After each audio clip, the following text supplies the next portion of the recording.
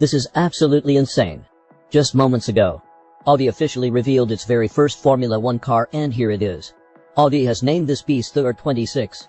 The livery features a stunning titanium silver finish, combined with aggressive black and red accents, giving it a futuristic and powerful look. One thing you'll notice immediately is the clean design. There are very few sponsor logos. The most visible one is Revolut, a major British financial company. Why so few sponsors? Because this reflects Audi's new minimalist brand strategy, and simply put, Audi doesn't need the money. This car exists because Audi fully acquired the legendary Sauber F1 team, taking 100% control of its technology and resources. The power unit and transmission are developed in Germany, while the chassis is engineered in Switzerland. This also marks the end of the Sauber name in Formula 1 history.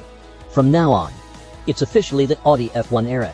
And the wait is almost over. Audi's F1 car will make its official debut at the Australian Grand Prix on March 8th. The Audi F1 era has begun. Like and subscribe for more insane car and F1 content.